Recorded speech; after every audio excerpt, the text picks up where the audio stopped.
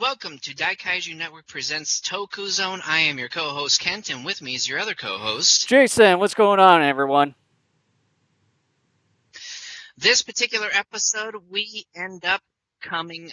Whoops! Hold on, I'm getting weird feedback It's from here. Okay, YouTube. there we You go. forgot.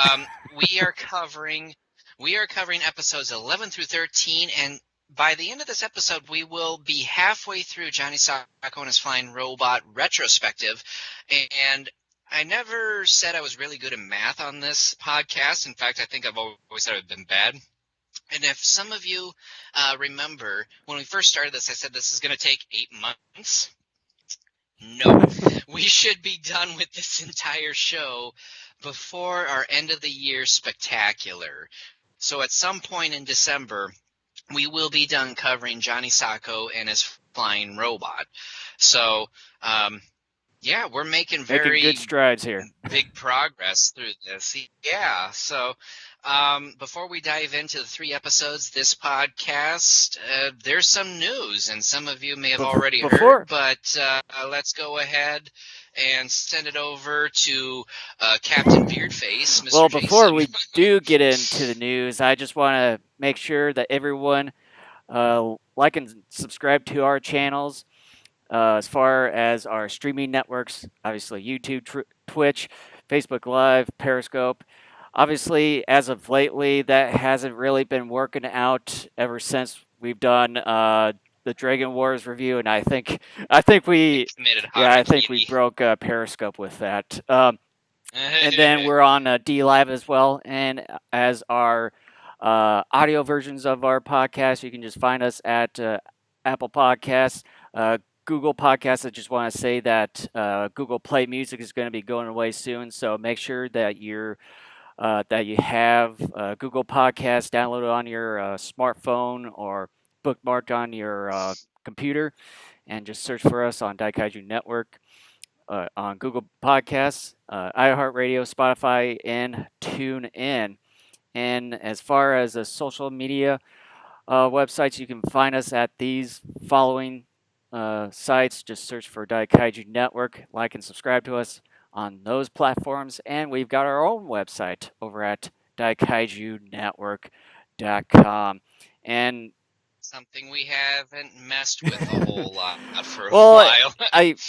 We've been wanting to change that. I do usually update it with the audio podcast and everything.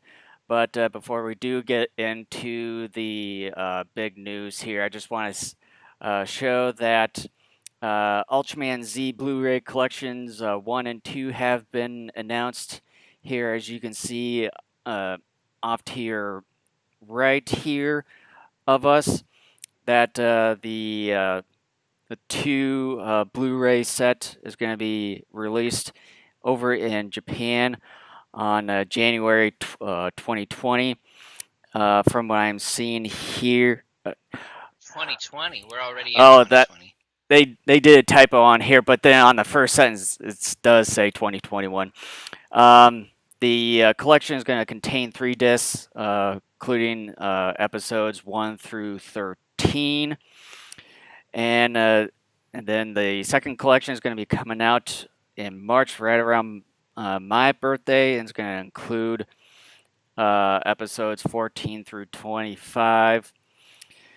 And okay, so here are the specific dates for the 2 collections. Collection 1 is going to be released on January 27th, 2021, and then Collection 2 is going to be coming out March 26th of 2021.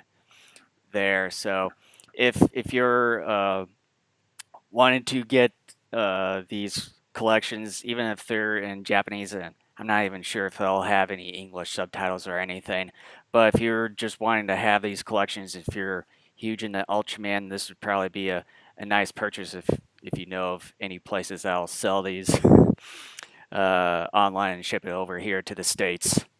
For a second, I thought you were talking about like Milk Creek had picked them up and was going to start releasing them. Nope. But speaking of Mill Creek, I saw over on Sci-Fi Japan that they're doing a contest of that you can win a copy of the Ultraman RB set from Mill Creek. There, so. I already pre-ordered mine like several months ago, so it And doesn't matter. That comes out in so like here 2 weeks, is I the think. big news here right on the screen.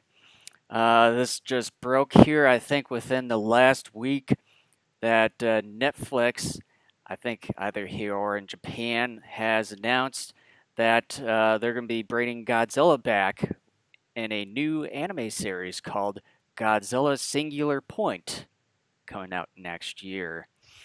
And let's just read a couple of paragraphs here from Sci-Fi Japan.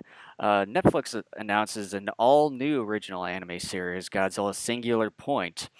And then, of course, it's a Japanese name right there, featuring a brand new cast and original story set to premiere globally on Netflix in 2021. Following the success of the Godzilla anime films, Godzilla Planet of the Monsters, City on the Edge of Battle, and Planet Eater, comes an all-new original anime series from director Atsushi Takahashi. Anime studio Bones, My Hero Academia, the anime TV show, which is really becoming really popular nowadays. In partnership with Studio Orange, Beastars, or Beastars Land of the Lustrous, will produce the series combining hand-drawn and CG animation styles. I would like to see how that would go. Using both CG and hand-drawn My big anime. question, of course, my big question, of course, even though we never got, sort of oddly enough, an official DVD release of the original anime trilogy here in the States, we ended up having to get them via G-Fest. I'm wondering, are these going to come out legitimate DVD Blu-ray release at some point? Because like I said, we got lucky with the original anime trilogy that we were able to find them at a G-Fest 2 years ago. And, I really hope we get these on home video. Because, look, we're Godzilla fans. We're complete as we want these on, well, I know physical the copy. trilogy ones that we've got, they're just only on DVD, and I think they came from, oh gosh, maybe Malaysia Like or Hong Malaysia or Kong, something. somewhere around that part of the world there. But continuing on with this, in addition to director Takahashi, the creative team behind Kan Sawada, composer of countless Doraemon films and series such as, I'm probably going to butcher this name, Yowa Mushi Pedal, Japanese science fiction novelist To Enjo, making his TV debut as editor and writer of the series. Kazue Kato, creator of The Blue Exorcist and the hit comic currently serialized in Jump Square, will serve as character designer, and animator E.G. Yamamori from Studio Ghibli films, including Princess Mononoke, Spirited Away, and The Wind Rises, will do the kaiju design. So we're going to get some prominent people over there in Japan dealing with the new Godzilla anime, especially with some of those from Studio Ghibli that have done amazing anime film works over there. So here's the some of the character designs, and then I'm guessing this is the supposed logo for the TV show coming in 2021. So that's essentially it of that entire article. We don't have any other information as far as like a rough story outline or what it's going to be about. No, this is basically my first time actually diving into the details of this TV show itself here, but I'm guessing we'll probably get some more details further down the road if there hasn't been anything new since the announcement here earlier in the week. But what are your thoughts on this new Godzilla anime series? I mean, we don't know a whole lot about it at this point, but I'm really excited. I remember when we were going through the original anime trilogy about a year ago, I said I hope they do more anime stuff. I figure I've been sort of confused as to why Godzilla has never really been by Toho attached to that particular format. I mean, you've in the past have had quick little cartoon snippets and things like that, but nothing in the anime format where it was either an ongoing television series or even a mini series or even a set of movies like the last trilogy. And I just thought it was weird that it's like, what was it, 2017 when they first brought out that, and I'm like, man, that's a long time Yeah. coming for this character.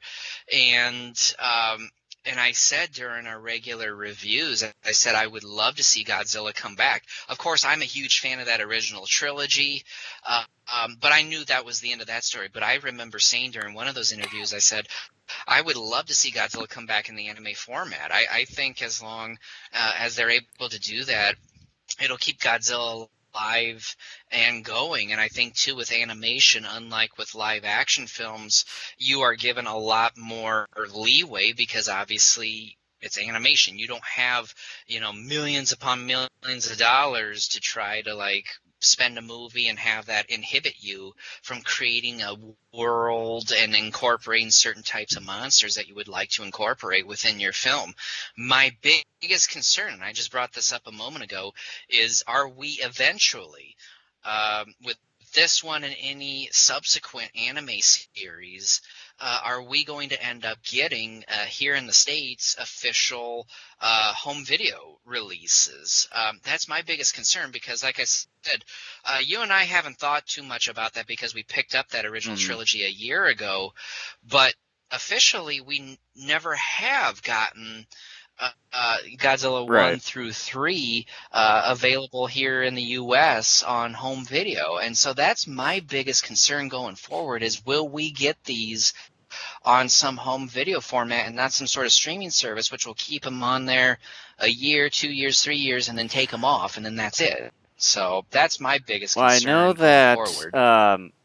Netflix has been pretty good with when it comes to their shows or original series Their that shows, they yes. release them officially, but when it comes to like the movies and stuff, I think these the trilogy, the anime trilogy, I think it was original, I think, and I know that Netflix has been pretty good releasing some of those movies and stuff, but it just seems like that they haven't really been particularly good when it comes to that one. But um, yeah, I'm not entirely sure when it comes to this because I think they saying that this is coming out on Netflix Japan first or something sometime next year, and I'm not sure if there's even an official release date for here in the states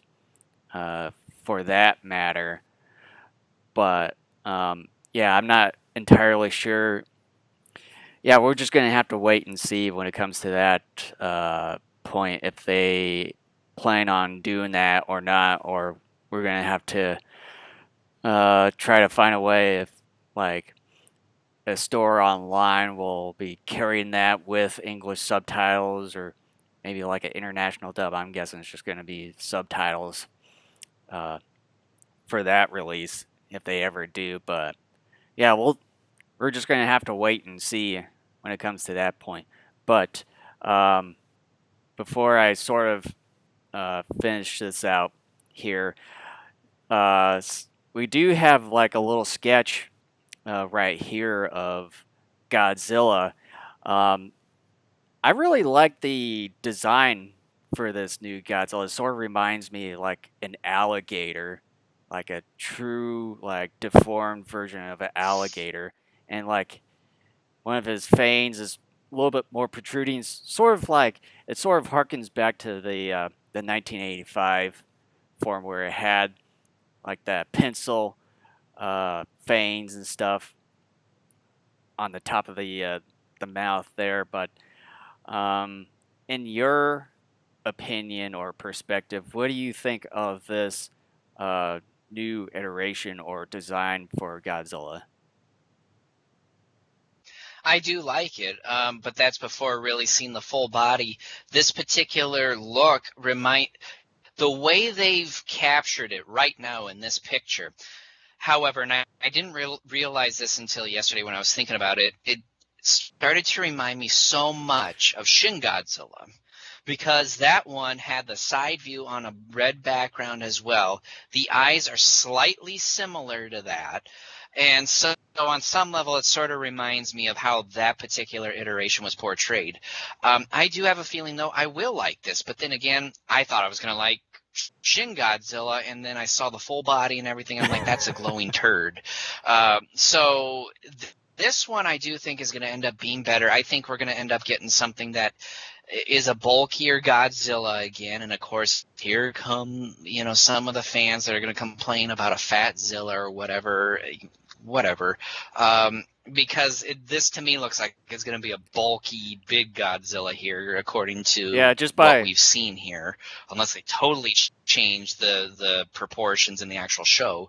But I do like it. I mean, this is a Godzilla I already want a yeah, figure just by of. looking at the neck here itself, you can already tell it's looking like gonna be a really bulky Godzilla in this one. But yeah, speaking of which, as you said, that's like a sort of kind of has that familiarity maybe with Shin Godzilla. It sort of gives me a little bit of the hybrid of combining both the Shin, maybe the anime trilogy, and the new Legendary version as well.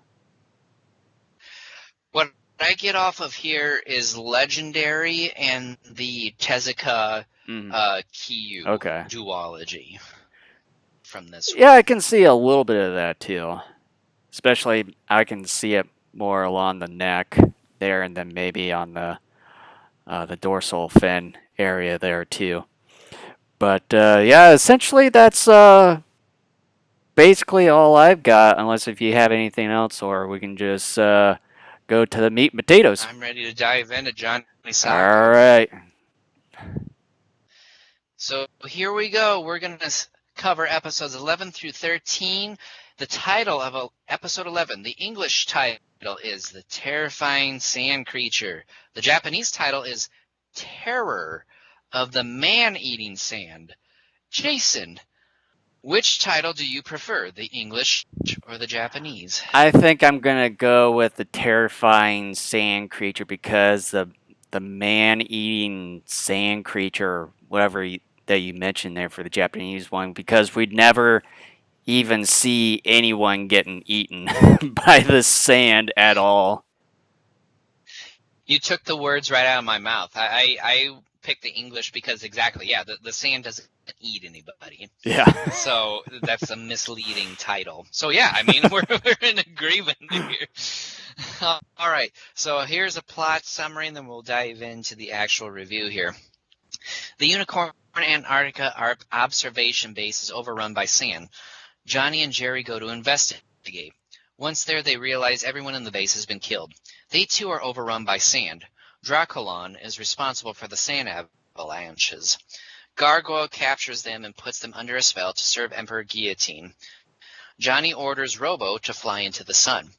With Robo seemingly out of the way, Draculon is set to dump sand on Tokyo.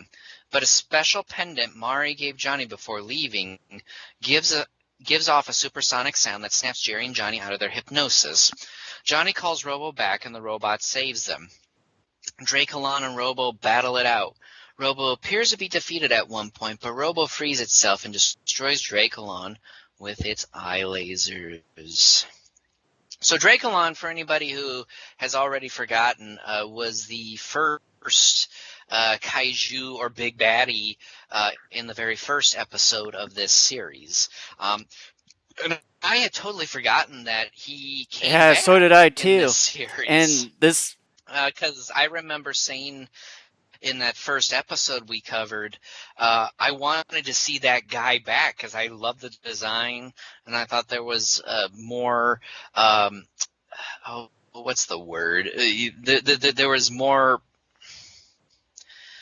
I'm forgetting the word off the top of my head, but I thought that was a creature that really could deliver more, and finally he comes well, I back. think in this version of Draculon, I know in the first episode he was more like sort of the water creature in that one because we see him rise out of the water and everything and then fight in the water. But as this time he goes through the earth and everything and then using sand and everything. So it's like this is, you can say, maybe like a different breed of Draculon, sort of in a sort of way, where maybe there's one breed that deals with water, and then there's another breed that deals with uh, earth elements here and there. So like this one could be a different version of, The Earth yeah, version. of from compared to the previous one from the first episode.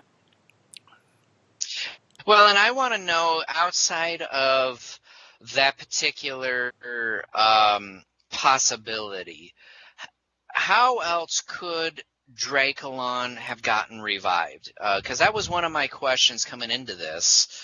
Was okay, like assuming that, outside of the explanation you just gave, let's assume this is the same one we saw in episode 1.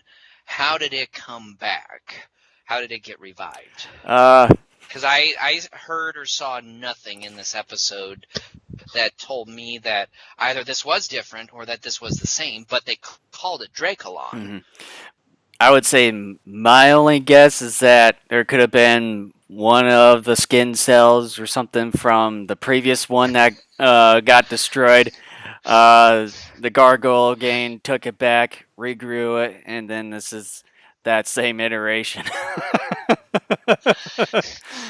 Your fan your fan story is actually more exciting than what we get here in terms of the explanation of seeing Draculon again. But yeah, I just kind of, and again, as we've said many times over the course of these podcasts covering this series, you just have to take the story as it is. Because once you start trying to think in very logical terms, your brain's going to hurt and you're going to get upset and frustrated that certain things just don't make sense. But nevertheless, regardless, I am happy to see this creature back because, like I said, I love the design and I love the potential that this kaiju had shown. And then I also like the return of Harlequin in this episode, where he doesn't have long hair this time, and the original voice actor that was in the first, in the episode where Harlequin first appeared, decided to come back now, and I think, and it's basically, his same look throughout the entire few episodes that we have him. Well, I think in the next one, I think was his last appearance for the time being, because, and we'll talk about episode 13 because we got some of the another familiar face that we've shown before we started reviewing this TV show. But yeah, I think this time he's sort of his own self when he first appeared back a few episodes ago, compared to the last appearance where he had that long rocking rock star hair or something of the sort. You are so caught up on that hair. I thought it was kind of cool, but I remember last episode you kept talking about his hair. It's like, do you have something against his No, it's just hairstyle or that something? it was just different from what it was before, and then now it's sort of basically back to the way it was when he first appeared. It's like there's just really not the continuity compared to most of the Oh yeah. like the rest of the cast that we've seen here. I think he might be the only one so far that looked a bit different or a little bit inconsistent appearance wise. I mean, here's the thing. I mean, we've talked about the different generals and stuff with Guillotine over the last now 11 episodes. Harley Quinn is a character that I feel like, with the exception of one episode, is being wasted. Because I thought he was wasted once again in this episode. He doesn't really do Yeah, a whole lot. because he usually, I think for this entire episode, he just stood at one spot with maybe a handful of the gargoyle gang, and then had like the little radio to command Draculon, and that was essentially it. But I would say, uh, in the next one, I think he did a little bit of a better job, and I think he was more used in that one there. Well, I mean, yeah, and But that's we'll the get to thing. that one Like, here. well, and the thing is that, as I'm about to say, is that, uh, as we've said several times over the course of this podcast over the years, part of our duty is to try to put on our critic glasses as we watch shows and movies, so we can try to be more objective. No, I'm not saying that. I'm not. No, I'm not. No, I'm not going there. But what I'm saying is that there are certain things I never noticed before because I wasn't watching them close enough. I just was casually watching them. I was watching them passively.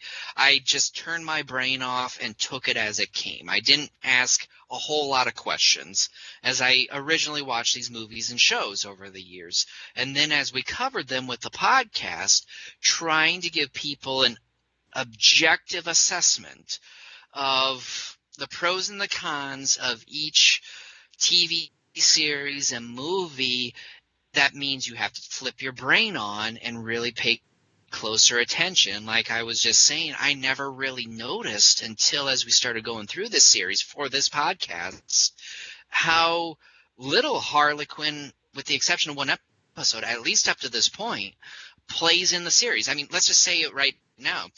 We're covering up to episode 13 here for this podcast. Even up to episode 13, in general, this character really does not much of anything other than the one episode that he debuted in. Otherwise, this character is just there. I mean, he just stands around saying a few lines and plays second fiddle to someone like Dr. Bottas. Yeah, because now, since we're discussing these 3 episodes, because I know we've got Harlequin, Botanist, and then now we're getting a third one here coming up in a couple episodes down the road. Now, don't yeah, spoil I know, stuff. but I think we'll talk more about that as soon as we wrap up these 3 episodes here. But yeah, as far as this episode goes, in my opinion, I think it's to me it's light years better compared to the last episode that we reviewed, and I think probably one of the lowest ranked ones that we've given so far. That batch of 3 or 4 episodes we 3, covered yeah. last time really was something And basically, pitiful.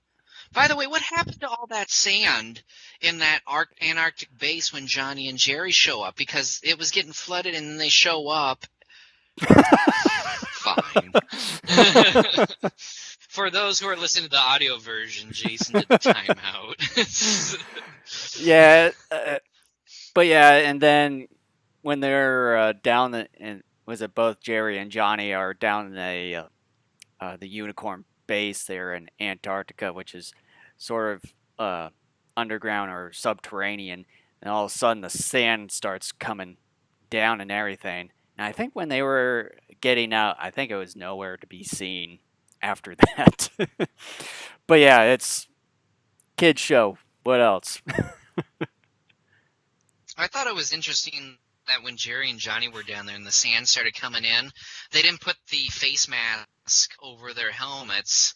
Because I'm like, I was sitting there yelling at my TV going, put your fucking face mask over your face, because then the But sand's then, not going to get into your face and well, your with it suit. with it coming down from the top there, and then with maybe some of the openings from their visors and stuff between their visor and the helmet, some of But you're that will get in. Yeah. still going to assuming they have gaps in their visor and their helmet, if that is the case, you're still going to severely limit the amount of sand coming in. It's better than having it open than having a boom smack you right in the face.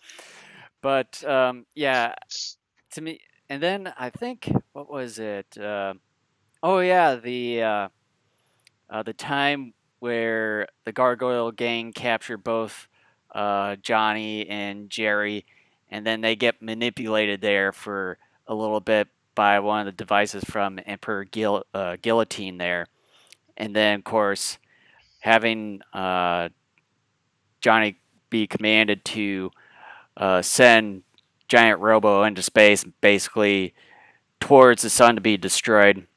And then I like how this necklace comes into play for no apparent reason. It seems like Marie or Mary is some sort of Mari. whichever however you pronounce it.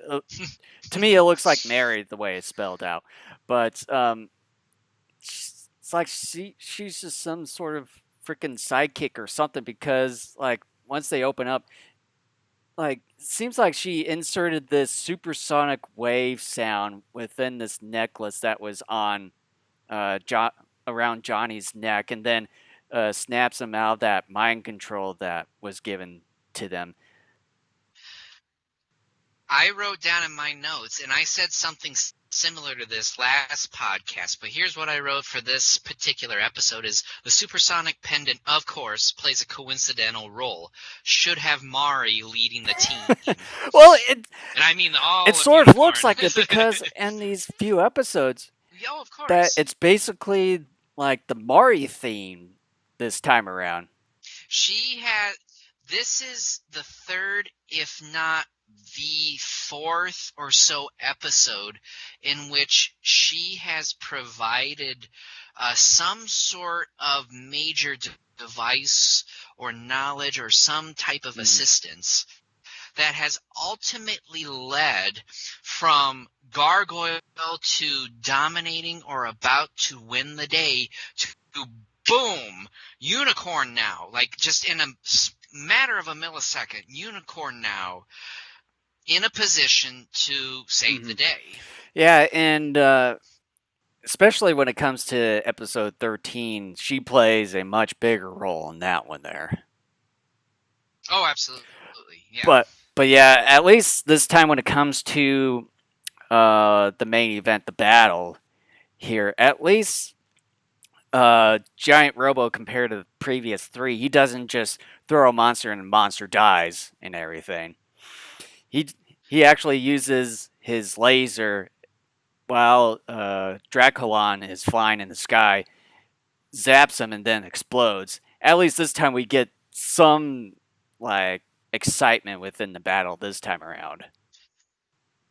This whole collection of episodes we are covering today are so much better from what we got the last podcast, because those were more or less I toss a guy over my shoulder and he's dead.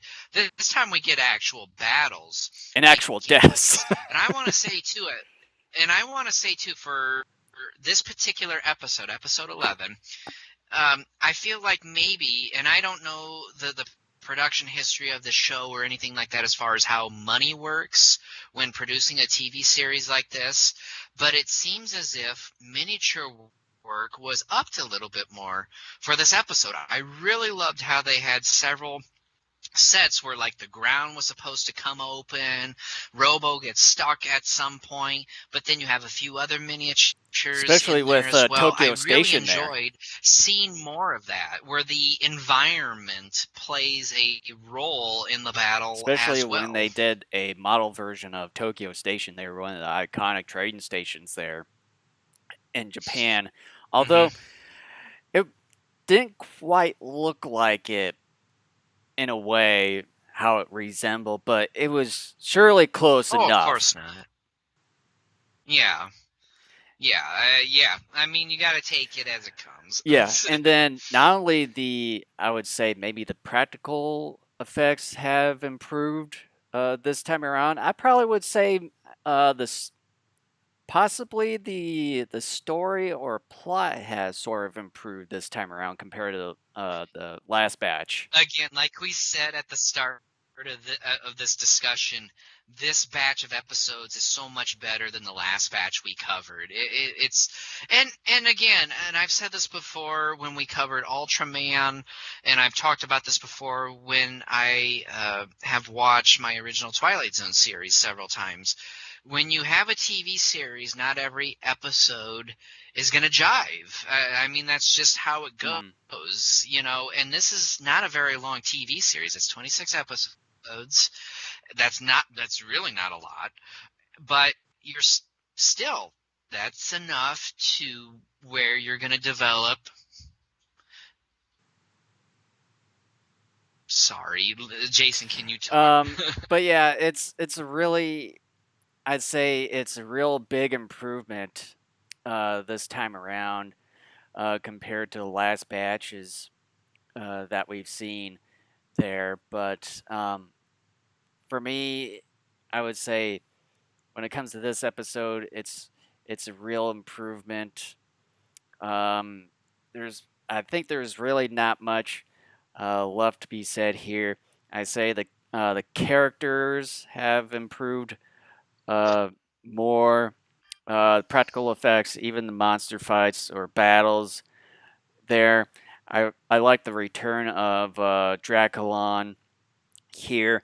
But yeah, as far as the Harlequin situation here, he was, I think he was sort of wasted in this episode. It just seemed like he was sort of out of place. He wasn't the only one wasted I during think the he was just episode. more or less out of place within this one. I think uh, with the role that at least uh, Emperor Guillotine played shortly within this episode, I think just fit it perfectly without having Harlequin in here. Um, but yeah, as far as this episode goes, I would give it a 7 out of 10. All right. Do you remember what I was talking about? No, not really. All right, well, then I'll just go into my final thoughts and rating as well. Seeing Draculon back was a lot of fun. I really enjoyed this kaiju in the first episode and thought it was underutilized there. Here it serves a greater purpose. The battle was a lot of fun and the miniature sets were fun to see. The contrivance of the pendant is nothing new to the series, but those things still irritate me a bit. The episode is pretty fun and brings us out of the doldrums of the last few episodes. 7 out of 10. Nice. All right, episode 12. The English title is Amberon, the Synthetic Monster. The Japanese title is Unbalon, the Synthetic Monster. This is one of those things again. Jason, which one do you prefer? Boy, this is tough. I don't think it is. I think I'm still gonna stick with the English one. Man. I'm sticking with the English title as well, because Amberon first and foremost sounds better.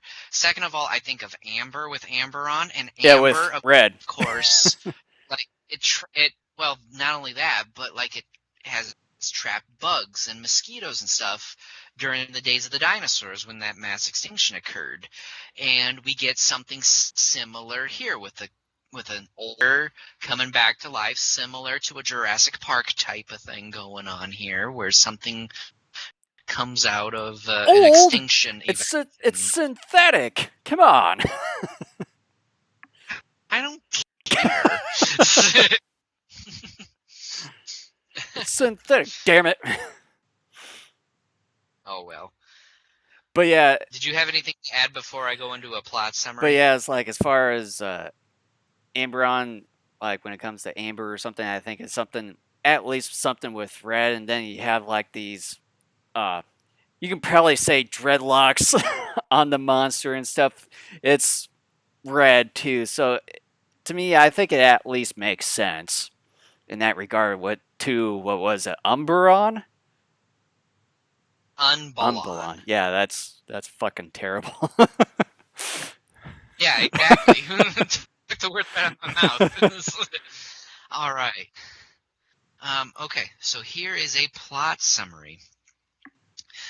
Unicorn locates a major gargoyle hideout and infiltrates. Dr. Botanist escapes initially, but is eventually captured. Guillotine chastises Harlequin for Botanist's capture and gives Harlequin, a chance to make up for the failure. A boa constrictor is found dead in a nearby zoo with a stone body inside it. Johnny and Jerry, again, investigate. Amberon, one evening, is the creature to come out of the stone body. It heads a unicorn to break Botanist out. Johnny and Mari are taken captive by Harlequin and are sentenced to death by firing squad, but Unicorn saves them in the nick of time. Botanist sends Amberon to confront Unicorn. However, it grows to immense size after the hideout is destroyed. Robo is called for battle. After a tussle, Robo tosses Amberon into a bed of fuel tanks that blows up Amberon with them. So, Jason, you want to start us off with the review here? Yeah, the what was it? I'm trying to think. Oh, uh, there's something I wanted to. Oh, and you're leaving right now. um, but before he comes back, I just want to say that as far as this episode goes, it basically starts out with unicorns storming the base. That's basically guarded by the gargoyle gang there, and I think this is sort of where I think Harlequin sort of I think is used in a right way, but I'd say not as much as the episode progresses. Whereas I think he's just sort of part of plotting to do something along with Dr. Botanist, but then they are caught in the middle of this raid that the unicorn people are conducting here to capture both Dr. Botanist and Harlequin, but unfortunately aren't able to get Harlequin, but able to get Dr. Botanist. But then afterwards, it seems like Harlequin hasn't really been utilized as much in this episode again afterwards. But since now you're back here, there's one big elephant in the room that I want to discuss, but I know you're probably going to call a timeout on me on this one. The fucking rock inside the boa constrictor. how the it's like, did they impregnate this boa constrictor? The funny thing was that initially when I heard and saw it, when I watched this episode, was, well, that sucks. A boa constrictor died. And then I'm like, wait a minute. Something doesn't add up Yeah. here. And it took me like 30 to 45 seconds. I'm like, how did that get in there? Yeah. A boa constrictor is not dumb.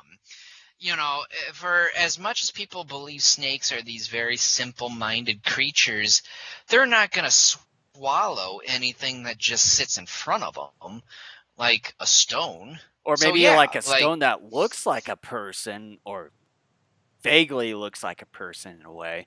it won't even swallow that. Yeah. I mean, And then I would like to know how it looked like when they possibly took the like the dead body of the boa constrictor back to the lab where they were studying that rock, which I know, yes, I know ahead of time. That's why I said it. God, now I lost track of what I was trying to say. Okay, when they were bringing the dead body of the boa constrictor back to the lab to get whatever it was inside of it, I like to have seen how they managed to get that stone out of the boa constrictor. Like, did they just completely slice the entire body up in half or something of the sort? Of course they did. Let's cut him and see if he's right. But yeah, it's like. But here, Dr. Botanist has a new toy. It's an amulet. A star amulet. That The makes star him, blue amulet. That makes him basically go invisible. Even though that he did do that in the previous batches, I think when he first did that, I don't even think we did ever see that blue star medallion up until this point, which was basically the power that he uses to disappear from the last batches of the episodes.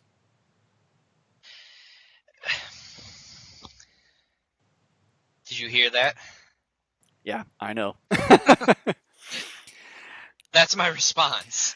And then, because there is no legitimate response to that, because it's not only a MacGuffin, it's a terrible MacGuffin, because like you just said, he was able to do that in previous episodes. But here, for whatever unknown reason, they thought he needed an amulet to help him do that. Well, it was also another terrible MacGuffin, because when they were trying to escape and go back to one of their other bases and stuff, and when they captured Mari there, when she had the medallion and him recovering it, Johnny was just flying above them without them even noticing it. So it's like another terrible MacGuffin in a way. And also one of the other shots before Botanist was freed from Amberon there, that she had this really crazy looking craze in her eyes once she saw that blue star medallion there. And I just thought like she was gonna get possessed or something in that point, which I thought it was. And like maybe that medallion happened to open up or hatch that rock into Amberon, like she gets possessed, sends it over there to that rock, and then hatches Amberon away. But apparently that didn't happen. So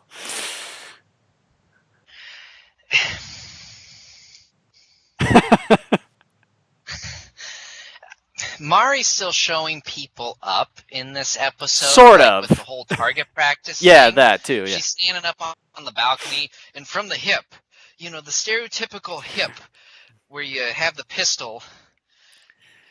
Somehow that gives you accuracy, but in real life it doesn't. When you have a pistol or any sort of gun, you need to kind of, do like this. Well, go down the sight. Well, you need to at least have both of your eyes open, though, in actuality, and then just at least try to line it up in a way.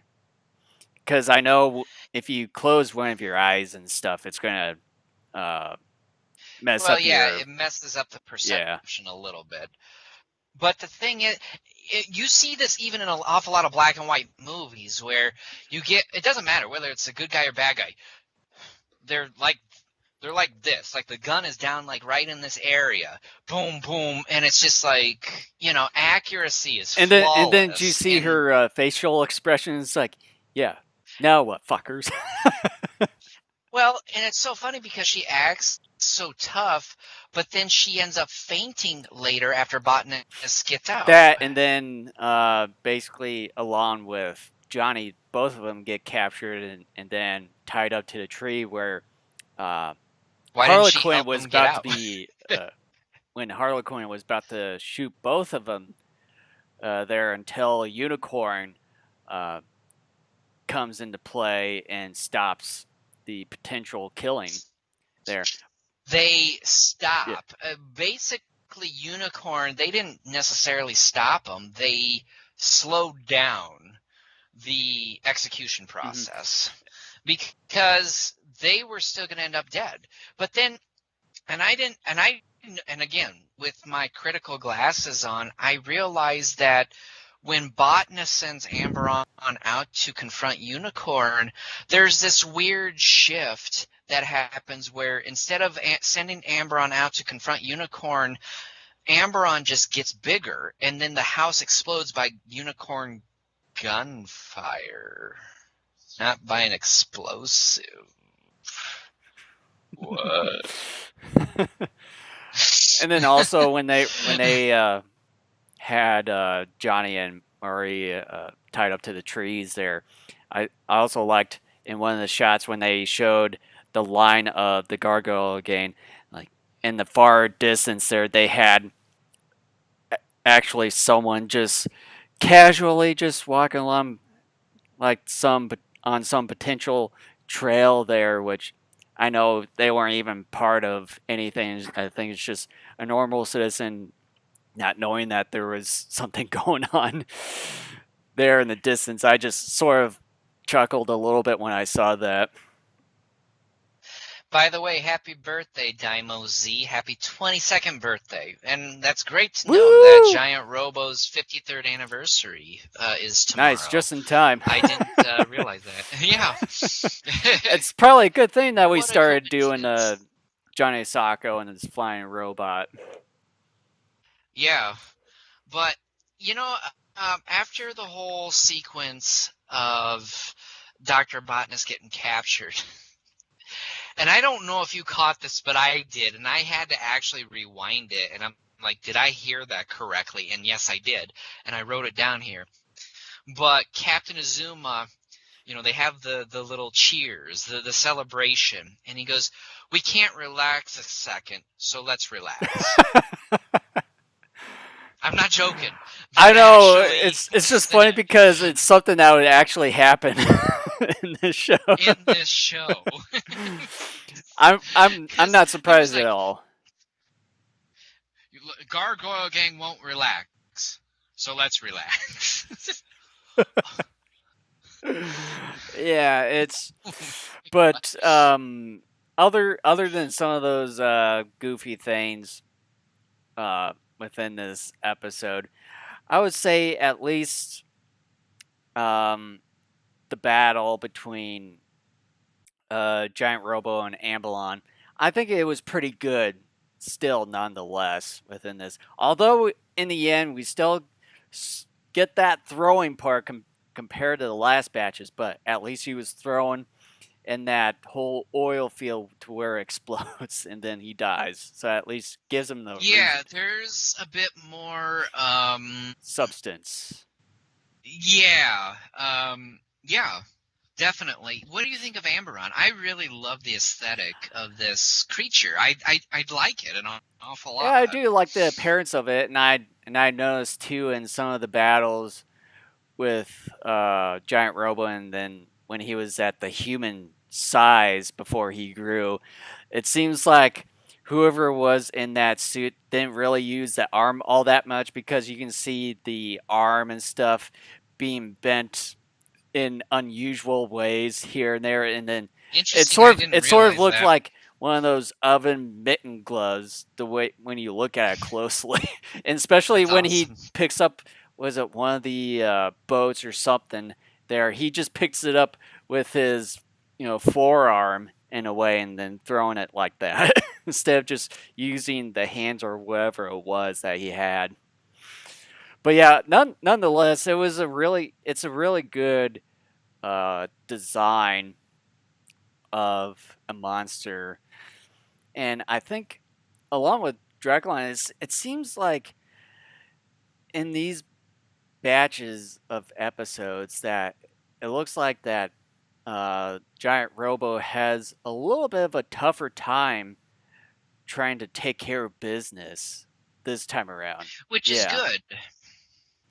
because technically this robot is designed to be an uber weapon, and by and large, with maybe some minor exceptions up to this point, he has basically dominated most of those battles. Right. Except for one of those battles, it was that particular stingray creature. I forget the name of it. A few episodes ago, that with the acid spray. Because the acid spray is a big deal. Tentaclon? But is that the one? No. I'm trying to think here. Scallion? it was Scallion. Yeah, there we go. It was the one in which Spider ended dying. up being vanquished once and for all. Yeah. But let's see. I'm trying to think of anything else. I think they're good miniatures once again here. We are continuing this trend started by the previous episode, in which our sets and our miniatures are elaborate, more detailed, more interactive for our actors who are in the Robo and whatever Monster of the Week uniform.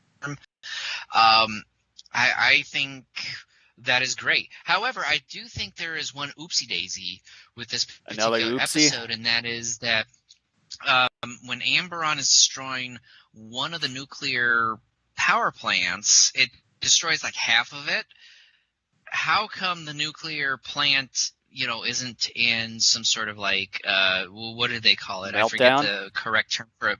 Like a meltdown or a red alert sort of thing. Well, I think because the only portion that he destroyed is the ventilation portion. Those big sort of big stacks in a way. That's not where the main thing of like the nuclear stuff is stored. It's actually stored in like another building or somewhere deep within that building.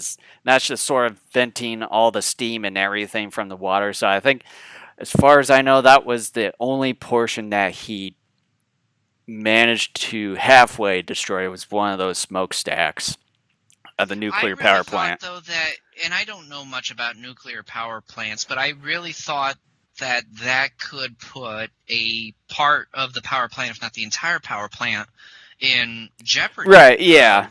Nonetheless, it should have been at least maybe like a red alert sort of situation. Yeah, I just thought it was strange that nothing became of that. Mm-hmm. He just destroyed like half of one of those, and that was that. And I'm like, wait a minute, like this should be a crisis right now. Yeah, definitely. And then I know while you were out for a minute there, when we started discussing about episode 12 here, I know I was discussing a little bit about Harlequin, how I'd say in the beginning parts of this episode, I think he was utilized a little bit more, because with Unicorn storming the base that was guarded by the Gargoyle Gang, and then you see Botanist and then Harlequin. To me, it's felt like he was there sort of, concocting a plan with Botanist, and then he was caught in the middle of this huge raid. But then I think after that, it seemed like he wasn't utilized quite a lot. What do you think of it? Yeah, I agree. I mean, it just... Yeah. That character. You're talking Harlequin, right? Yep. Again, I just think here's a character that has a cool look about him. Started off really great. But ever since his debut episode, just has not done, and it's not the actor's fault. It is definitely more or less the story, the writers, and I don't know why. I don't know. There was potential for this character, and why they decided not to continue to further elaborate on this character is beyond me. At this point, having seen like 4 or 5 consecutive episodes now of Harlequin being nothing more than in a like a lackey that second, really like a second stands around fiddle in and a does way. nothing. Yeah, I don't see a purpose for him. He needs to just be taken out. Like, even if he just miraculously doesn't show up without a reason, because that's the kind of show that we're in, Mm-hmm. I would be okay with that. Because Botanist has been great. Spider was pretty good. And someone else is coming Mm-hmm. along that is really great too. So I just don't understand.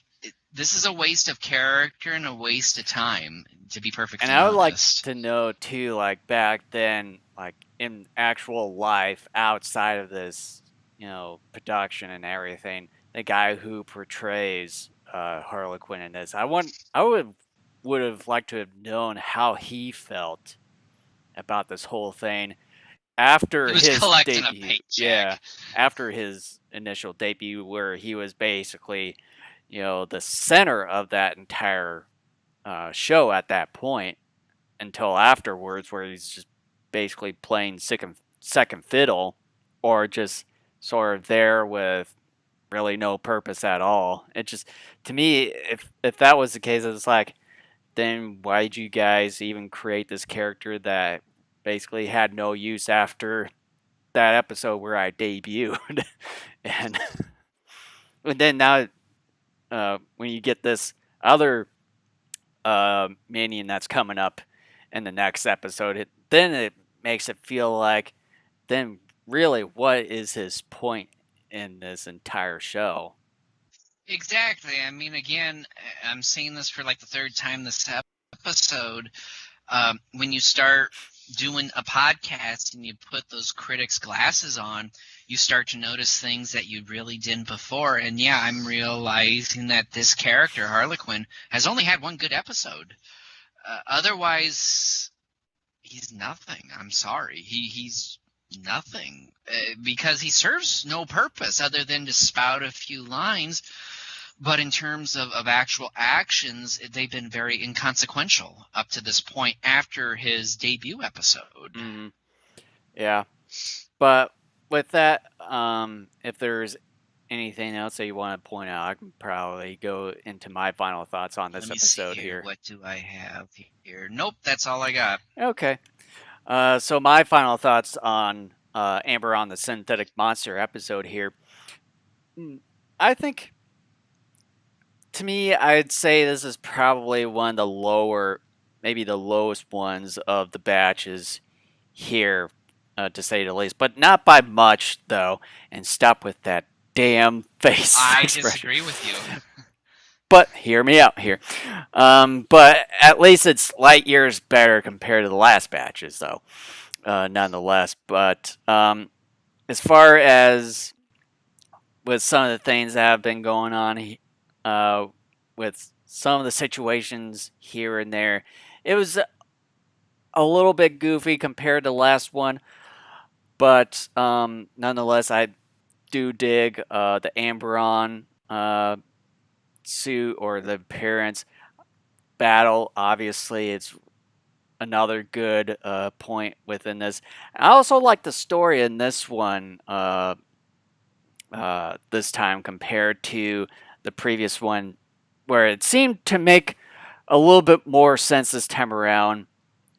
But still, with Harlequin, I think he was good in the first part, but then afterwards, after the whole capturing Botanist, he seemed uh, basically useless within this one. I think he didn't really need to be in there after the whole raid situation. But other than that, the episode, I think it's still good, but probably the lowest one of the batch that we're discussing with right now. Um, but I'm still gonna give it a 7 out of 10. Um, I basically disagree with what you said about this being the weakest of this current batch. I think with this particular batch, we with the last batch we went like this. From your angle, we went like this. We went on a steep decline. This time, I think we're on. a gradual Well, incline. I think for me, like we went to like this, and then maybe sort of plateaued a little bit. But I think this is mildly better than the last episode, and let me explain here. A relatively fun episode that sadly sees Harley Quinn relegated to a subpar role once more. This character has been poorly utilized for much of his time since his initial appearance a handful of episodes ago. Nevertheless, this particular episode delivers in some good Dr. Botness action and a fun battle, albeit a short battle, at the end with some fun miniatures. 7.5 out of 10. So I got some fun things to say about this next episode, and I think for those who have been longtime listeners, and I think Jason might know where I'm going to eventually go with this, but episode 13, English title, Optigon Must Be Destroyed. Japanese title, Ganmons, The Devil Eye. Jason, which one do you prefer? Although I'm a bit confused as far as the name of it in the English one, because after the title screen it said Opticorn instead of Opticon. I was going to Yeah. cover that. I'm like, that's a misspelling. But after hearing the other one, I think I probably would go with the Japanese one. I am torn because this is one of those where I like elements of both. I think Opticon is a better name than Ganmons because Opticon, optical, eye, sight. But Opticon must be destroyed, and I'm going, no crap, because any sort of giant creature that gargoyle must be destroyed. But I also like the latter part of the Japanese title, which is the Devil Eye. So if they could have Opticon the Devil Eye, that would be better. Yeah, definitely. It's tough. And I think I've done this maybe once before already. I don't remember. I'm almost positive I did. But I'm going to say I don't like either one. Really? I'm not picking because neither one really sways me in one way or the other. I do like the name Opticon, but I don't like the latter part of must be destroyed because no duh. I don't like the name Ganmons because I think it's ridiculous. But I do like the Devil Eye. So as far as I'm concerned, those penalties, offset, replay, first down, as far as I'm concerned. So I'm not going to pick either one. I think both are good and bad. And you said that I knew that which way you were going to go. I did not even expect that at all. Yeah. Here's a plot summary, by the way, of the episode. A heavily radioactive mineral called ogisite is discovered in a mine in a country called Ogis. Gargoyle claims a new mineral, and Johnny and Jerry, once again, are called in for assistance. Gargoyle begins to infiltrate the mines. Fangar! A new Gargoyle general leads the team. Johnny and Jerry pose as Gargoyle gang members but are thwarted by Fangar. Fangar uses Opticon to suck in the Princess of Ogis inside the iris of Opticon. Guillotine uses the princess as a bargaining tool against the king of Ogis in exchange for the Ogisite. Mari is sent to Ogis to disguise herself as the princess, and she looks exactly like the princess. Guillotine has an agent infiltrate the royal court and send reconnaissance. This agent notices something fishy about the presence of the quote-unquote princess. Johnny and Jerry locate where the princess is located. However, Mari is taken prisoner with the king's minister also in on the scheme. Fangar does an exchange for the real princess and calls Opticon. Johnny calls Robo. Opticon, oddly enough, grows legs during the day, but loses them in the night. Robo and the giant eye do battle. Jerry sets off explosives in a nearby hideout Fangar and his goons were using. Fangar narrowly escapes, but the agent perishes. After a decent tussle, Robo uses his Mega Punch to vanquish Opticon. And one of the first things I have written in my review is Fangar. I could have sworn I love this character. I could have sworn I heard Rangar later on, so that's what I written down. But then you said Fangar, and it's like, oh, okay, it's Fangar, but doesn't quite look like that he has fangs. Although it's just mainly like those plain, like goofy teeth that you just simply put in your mouth and stuff. I would like to know, like in the original version, where like the original audio of that show. I would like to have heard how he's actually sounded like with those teeth in. There you go. I love this character. First of all, you get the prison cell uniform, along with a red. It's like really puffed, maybe like stuffed, sort of uniform. Yeah, it's stuffed. Yeah. It's obviously stuffed. Yeah, and then it looked like when you see the back version of him, it looked like at first I thought it was a cape, but no, it's not. What is it? It's just like a cape or cloak that is attached to his person. I thought it looked like it was like covered like the entire half of his like back version. It looked like it, yeah. I'll have to take a look at that in the subsequent episodes. It sort of looked like that was just a part of his, black and white stuffed uniform that he had. Yeah, but I just love this character. I mean, the big head with the bald protruding forehead. Yeah, and the bald spot up here, but then he's got hair along the sides and the back. And then the bum peg leg. That's with what the I crutch. totally forgot that he had that, and then crutches as well. Yeah, I mean, I just love this guy because he's so ridiculous and funny, but he's also, I would argue, one of the better henchmen or generals of, Guillotine, because the only other general that we get throughout this entire the only general we get in this entire series that I think is remotely competent is Botanus. And we get Fangar, and I didn't even realize Fangar came in this soon. I thought Fangar would come in like another couple of episodes. I was sort of the same too. It's such an amazing thing because right now Guillotine has 3 generals at his disposal. He's got Botanus. I can't move my fingers properly. Botanus, Harlequin, and now Fangar. So it's just, I'm just like, whoa, I thought like Harlequin was going to be dead or Botanus was going to be dead before Fangar showed up. And I just was shocked. I'm like, holy shit, there's like one of my favorite characters of this entire series shows up.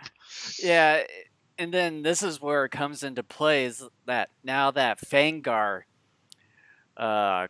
appears in this series, then like you said, now there's 3 generals to Emperor Guillotine here with Botanus, Harlequin, and Fangar.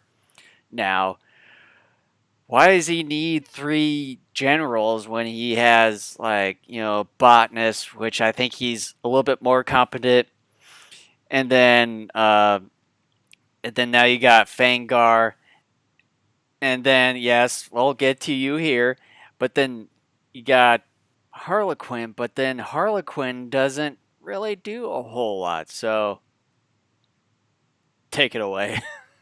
Pick me, teacher. I can explain this. It's because as we saw 1 or 2 episodes ago, Guillotine got angry at Harlequin for having Botanus get captured. So Guillotine, I think, doesn't have much faith in his current generals in Botanus and Harlequin. Botanus got captured, which means there is some sort of I just forgot the term.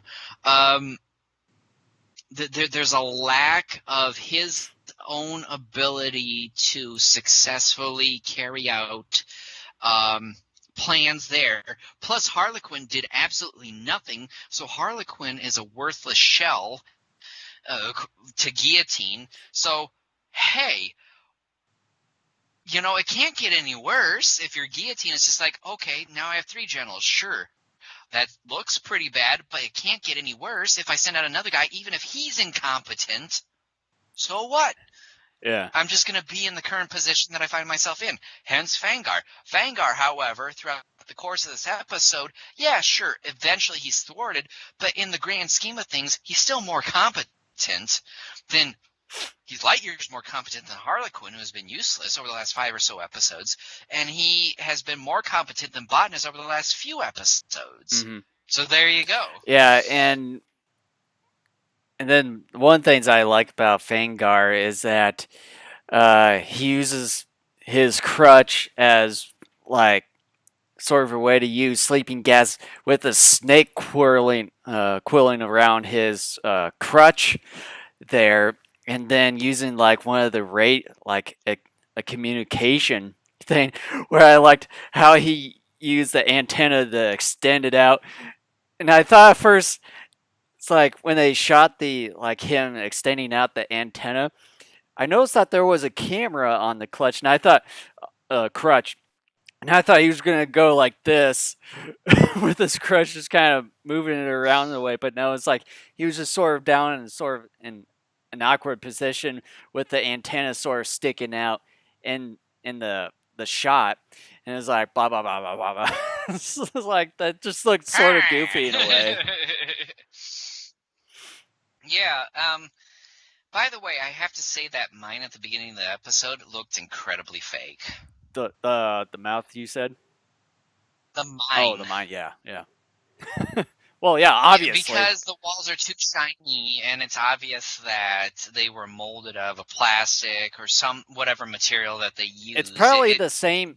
That looked much more fake than the two-faced creature we had a few episodes ago. I assume that they use the same setting from that episode with this episode here. By the way, how did Unicorn know that one gal was a spy for Guillotine? Fine. But then I was sort of surprised. I'd sort of forgotten too that in the end, the minister of this one made-up country was behind sort of the whole spying thing, along with that gal that was also a spy in a way. But I sort of knew before that point when Johnny and Jerry were talking to the minister about this gal talking with Emperor Guillotine, that he's sort of given this kind of the expression in a way that was like, I think this guy is behind most of what's been going on here. And basically I was right in the end, but I was still sort of surprised at the same time too. Well, I mean, I was too, because this, again, it's been about 4 years since I last seen this series, so I don't remember everything. But I was a bit surprised as well, but at the same time, I wasn't, because the camera at various points in the first half of the episode focused on him just long enough to sort of signal to the audience, watch this guy. And so, yeah, I mean, I was both surprised and at the same time not surprised when it occurred. Mm-hmm. But yeah, I mean, it was kind of nice to experience that, because this is my third time going through this series. And like, for example, I am currently on my 4th run through the original Twilight Zone. I know all the twists and turns of every episode now. But part of the reason why I know that, outside of seeing it 4 times, is because there have been a few times where I saw that series back to back. I didn't give myself enough time to separate from it, give myself a few years away from it. Here with Johnny Sokko, I have. The first time I saw that series was back in 2014. Then again, 2 years later in 2016. Now 4 years later right now. So, I'm not as familiar with it. And, I remember certain things. But, yeah, that was one thing that I had totally forgotten about. Mm-hmm. And let's see here. I'm trying to think of something else. Oh, um, this one shot where towards the end where Fangar and the one spy, and as well as the minister, were in that hideout where they rescued the princess and everything when they were firing Mm-hmm. at Johnny and Jerry. I liked how the one shot when Jerry was crouching down, and then I'm not even sure out of with all the elements around there and the way how that shot was, um, how he managed to find the strain to the dynamite that led, yes, I know, to the hideout. How he managed to shoot it and then like find it, shoot it, and then have it ignite. It doesn't work that way, obviously. We need to make T-shirts that say "Time out! You're asking too many questions." or Because that's been our go-to line throughout this or entire like show. or As we've like been covering. time out. You're talking too much, too many questions on a kid show. Time out! Too much logic for shows. Or too much logic for kid shows. Exactly, but yeah, I mean, yeah, literally, like all it would have done if he was that accurate would have just severed the cord, but it would not have ignited No, that no, cord. no way in But hell. again, we're talking about quote unquote realism inside a show that is about a giant robot that is controlled via watch remote control by a child, has a villain that looks like some sort of weird octopus squid type creature, a henchman that is all silver with very long eyebrows, and a whole host of other weird creatures and other things that go on. So again, you just take it as it comes. Yeah, but yeah. But here's the thing. We have to talk about the elephant in the room. Opticon. Yeah, I was going to get to that I eventually. stated before a few episodes ago that I am not a fan of villains or giant monsters that are appendages, or even giant insects, unless you give them some sort of personality or what have you. Because like we did with was it called the giant claw here like 5 or so episodes ago? I hated that particular villain. I hate Opticon.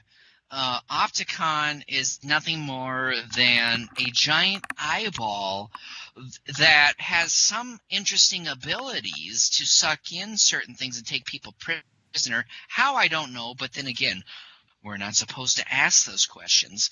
But at the same time, I just despise this design. I still find it lazy. And I find it interesting at the same time that this particular character is weaker. He seems to be weaker when it grows legs. And I find it so stupid at the end that when Giant Robo closes the eyelid, that this Opticon becomes weaker, obviously because it can't see, but yet somehow it can't open its That's own one thing eyelid. I thought about too. I hate a giant eyeball. I find it weird that this character is weaker when it grows legs, and that it can't open its own eyelid. And the one thing, which I'm not sure if you discussed while I had my headphones off there for a brief few seconds, that when they mentioned about it growing legs in a day and then flying by night, there's one thing that I noticed that it does fly during the day, even like towards the end of it. That's true. So yes, that is true. that whole logic just flew out the window right at the end.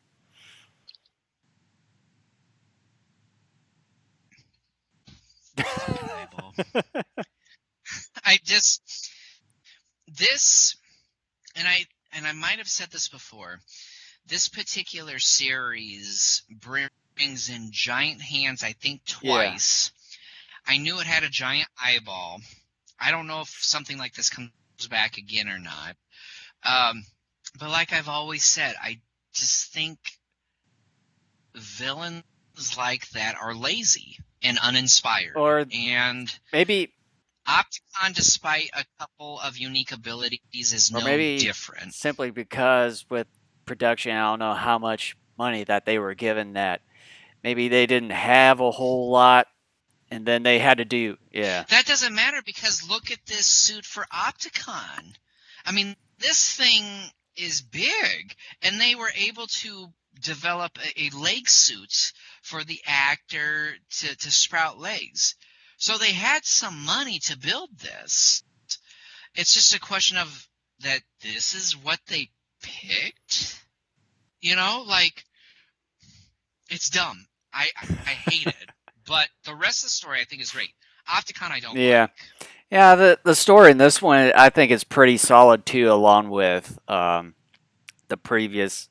I'd say at least with the previous episode, even though to me comparing these three, even though that all three are pretty good, that episode 12 is probably the weakest one in my opinion. But at least I think all three of these episodes have pretty decent and strong story, even though that there's some goofy stuff in the middle of it, I mean, and maybe some to illogic insert stuff. my own opinion before you potentially go on to a final thought or something there, I will say this whole batch that we've done for this podcast is definitely stronger than what we got the last time. It is stronger, despite, like I said, I don't like Opticon, but I think everything else around this particular character is solid for the most Mm, part. yeah, definitely. But yeah, and then of course we get another Murray sort of centric type of episode in this one here, where we have the princess from this small kingdom being a doppelganger of Marie in a way, and then when she gets captured, that they bring in Marie along with Giant Robo to sort of play the part of Marie, and then I'm not even sure like if like when they brought her in, I don't know if like they say, "Oh, we know that there's probably someone in here, so then we'll spy on them." And then that's where they find out one of the spies talking to Emperor Guillotine.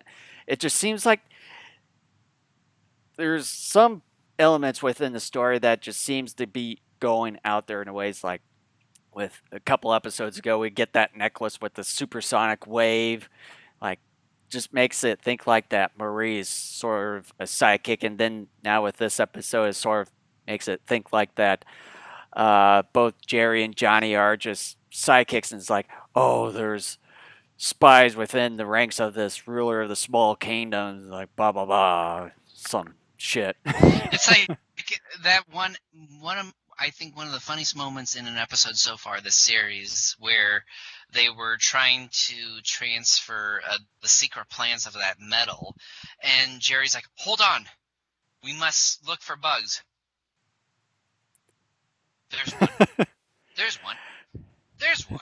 Like Or like it's just they like, didn't think like they managed to say, oh, or like was it Jerry he just picks up the phone, like the old school phone, and looks underneath. Oh, there's a spy device right there. It's like I would never even thought about that. It's like I would at least go to the handle thing where a lot of those bugs are usually placed in. yeah, it's just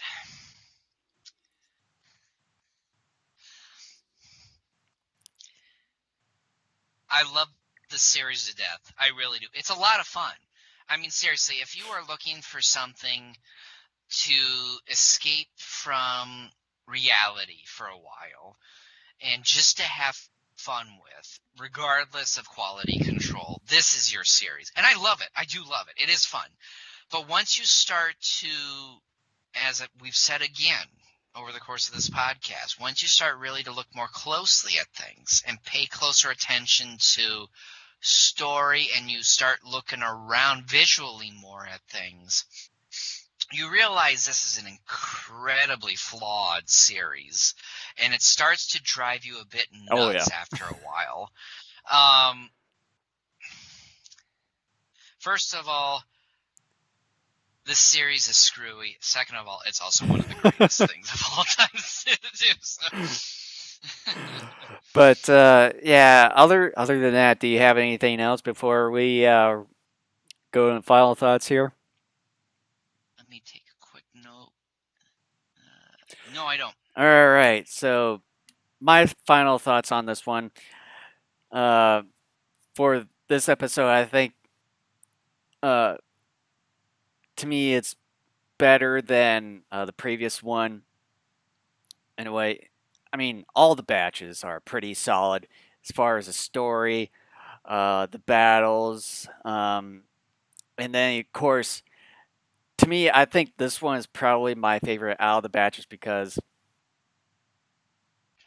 you know who I'm talking about. Dun, dun, dun, dun, dun, dun, It would be great if they actually bring him in the MK11 lineup like they did with Rambo here recently. No, Vanguard needs his own spin-off. Vanguard needs his own spin-off. But forget Johnny and Jerry; those guys are vanilla. Definitely. But I think he definitely makes up this entire episode, or what he makes this episode great. Besides Opticon, which to me is just maybe just a side part of the whole thing. To me, I think the way I think about it, I think this episode would have been better off with it just being mainly the human elements, with just Johnny and Jerry and some of the Unicorn members trying to help out the small kingdom, saving them from the Gargoyle Gang and Fangar in a way, especially with them trying to take over this mine with this new element and everything that was radiation or radiated or highly radiated, that Emperor Guillotine could have used it for something else like a weapon or for that matter, and then I can just see it without mainly the giant robo at all, and along without having Opticon within this episode as well. It could just mainly have been a human centric episode this time around, but of course they gotta at least have Giant Robo within this episode in some capacity, and they're so got some sort of shitty looking monster in here. So another T-shirt. They got some sort of shitty monster. But yeah, other than that, some sort of shitty monster, Jason. But other than that, the story is pretty good. Vanguard, I think, makes up for the entire episode, and then seeing Kent losing his entire shit out of this. So to me, this episode, I give it at least a 7 out of 10.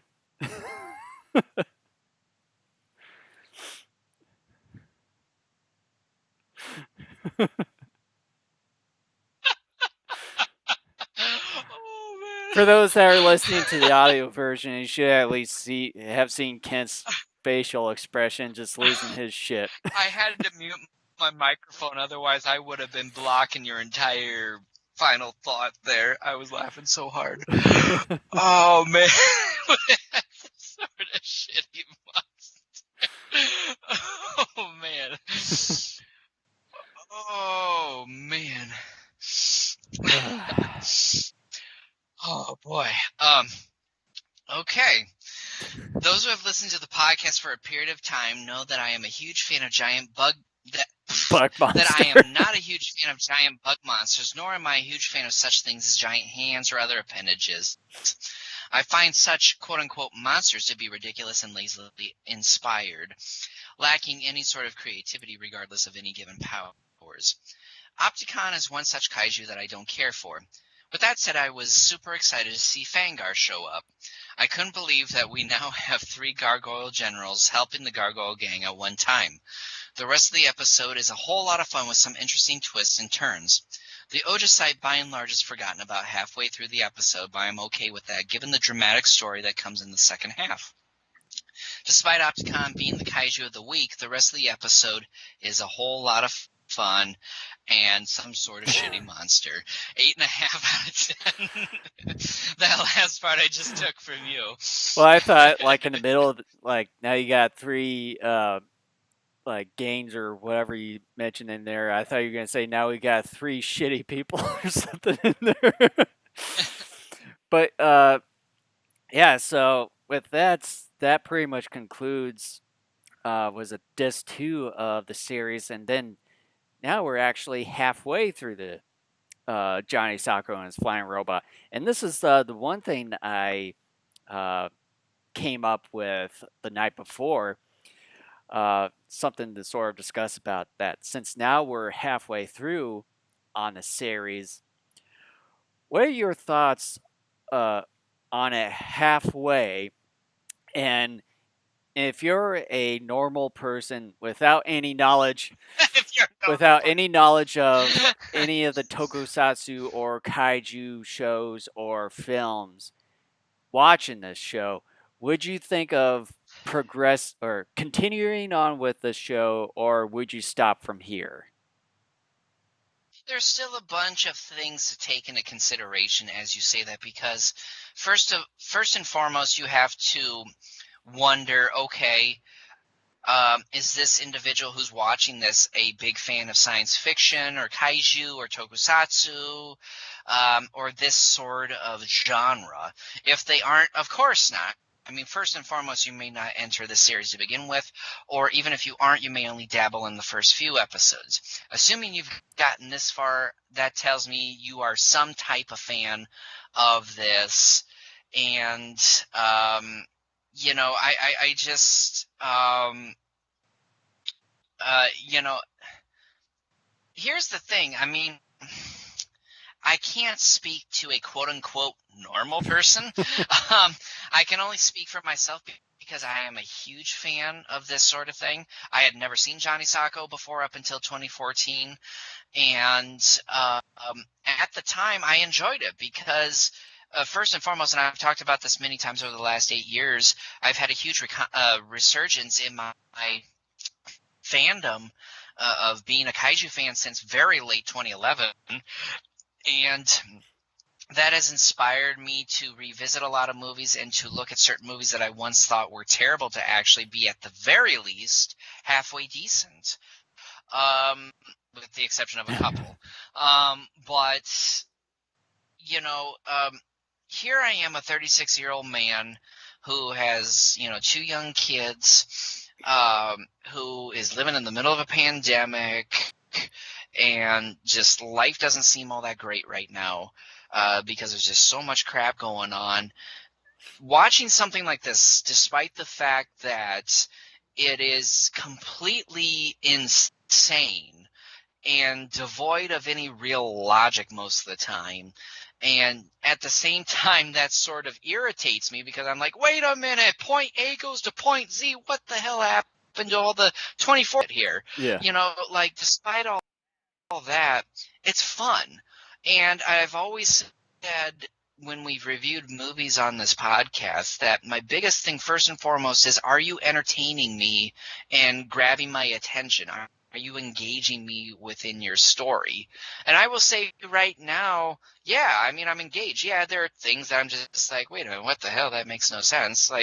But by and large, I'm engaged because things are so goofy and outlandish that I love it. Mm-hmm. It's not one of those so bad it's good, although it's sort of in that camp.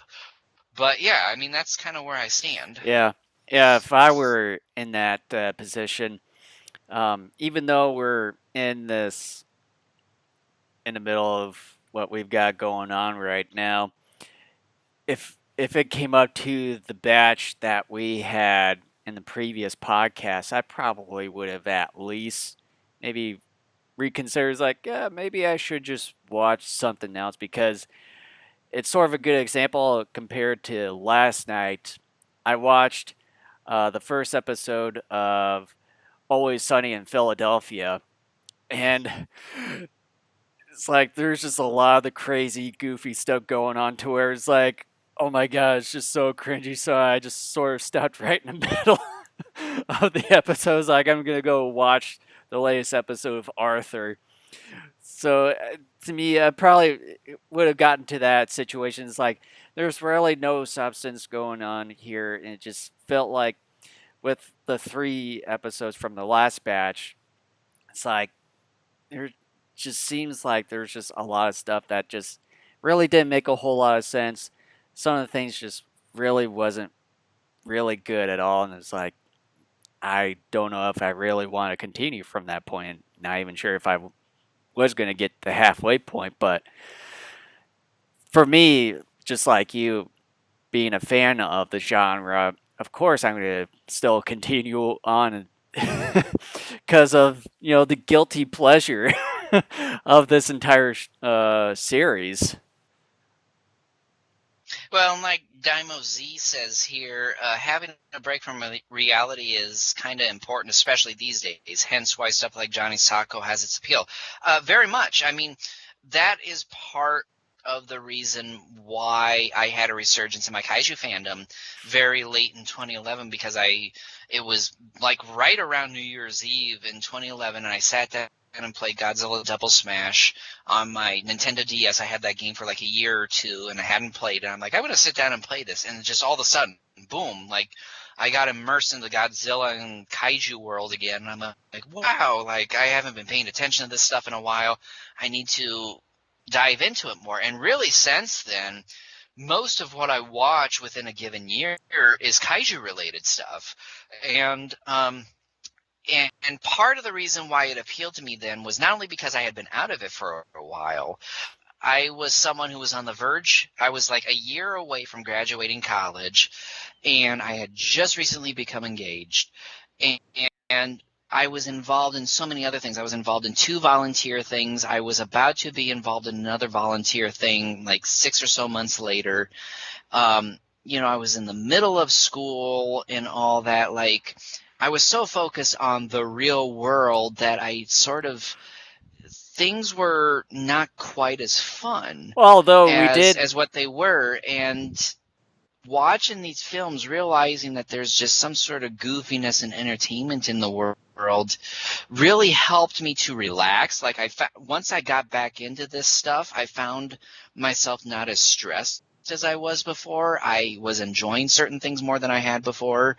It sort of made it put life into perspective, but it also helped to regenerate my purpose at that time too. well, at least prior to all that, we did manage to We did, start yeah. this entire podcast back in 2010 until we had that certain, was it year and a half hiatus where you were Year and a sort half, of yeah. focusing more on personal stuff, and even me too, because right in 2011 I was unfortunately laid off from my first job and didn't really have anything as far as work until maybe like a little over a year or so after when I got laid off. And then that in 2012 and stuff, that's sort of when we ramped things back up again, even around the time when you got married that year and everything.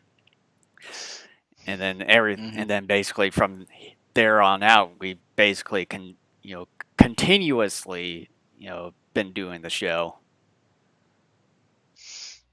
Yeah. All right. Let's go into final thoughts. Or did we? No, we did do final thoughts. Yep. Yeah, we did do final thoughts on this. Okay. All right. So with that said, our next episode is going to be October 24th. At this moment in time, we don't have a start time because we are Iowa football fans, and so our schedule is going to be dependent on when I was going to play that particular day. But we will let everyone know, hopefully within the next week, essentially because as far as when to start. essentially the reason for that is that we checked the Iowa football schedule, and all they've had as far as the time is said TBA. So at this point in time, as of the recording of this episode here, and so we're not entirely sure when specifically, but when it comes to Iowa football, they usually play around the 11 a.m. Central Time mark. So we might move the schedule of the podcast temporarily later on in the day, or perhaps possibly on a Sunday there. So we'll have to take a look at their schedule if they ever update it a week from now. And if they don't, we may have to possibly do it on a Sunday. We're not entirely sure yet. Yeah, so we'll kind of keep everyone posted. Yeah, definitely. So with that, before we sign off here, I just want to reiterate this one last time before we sign off. Our streaming networks, obviously YouTube, Twitch, Facebook Live. Not sure about Periscope anymore, and D Live, and then our audio versions of our podcast, Apple Podcasts, Google Podcasts, iHeartRadio, Spotify, and TuneIn. And then as far as the social media platforms, you can like and subscribe to us on these following platforms displayed on the screen here. Just search for Kaiju Network, and we're on. We have our own website. Just find us over at daikaijunetwork.com.